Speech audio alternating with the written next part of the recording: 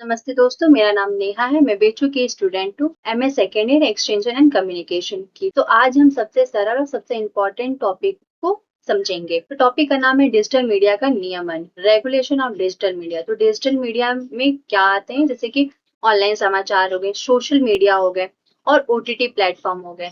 तो social media जैसे YouTube हो गए आपके और इंस्टाग्राम हो गए।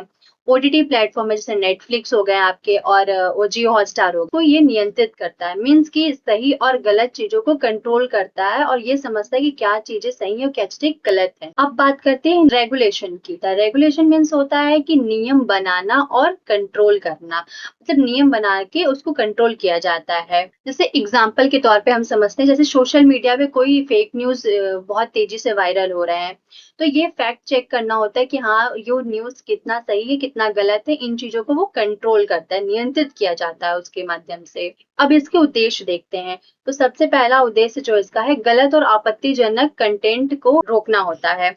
और इसके दूसरा उद्देश्य यह है कि लोगों की सुरक्षा बनाए रखना होता है। और तीसरा ऑब्जेक्टिव यह है कि इसके यूजर्स हैं उनके अधिकारों की रक्षा करना होता है। चौथा उद्देश्य यह है कि डिजिटल प्लेटफॉर्म को जवाबदेही सुनिश्चित करना होता है, मतलब कि ये कि किसी प्लेटफॉर्म से अगर कोई गलत चीजें वायरल हो जाती हैं तो उस प्लेटफॉर्म को खुद जिम्मेदार होना होता है और उसको जवाब देना होता है कि हाँ, ये कैसे हो गया, किस गलती की वजह से हो गया। अब आते हैं मुख्य बिंदु पर, सोशल मीडिया रेगुलेशंस क्या होते हैं। जैसे कि जो भी सोशल मीडिया के कंपनी है, उसमें अगर आप शिकायत दर्ज करते हैं और समय पे शिकायत का समाधान किया जाता है। फैक्ट चेकिंग क्या होता है, जो भी फेक न्यूज होते हैं उसको फैक्ट चेक किया जाता है कि हाँ, उसमें क्या सही है क्या गलत है। और ओटीटी गाइडलाइंस, कंटेंट को आयु के हिसाब से वर्गीकृत किया जाता है कि कौन सी कंटेंट किस एज के लिए है, उस चीज को दिखाया जाता है। अगर किसी एज के लिए कोई कंटेंट नहीं होते तो उसमें रेस्ट्रिक्शन लगाए जा सकते हैं।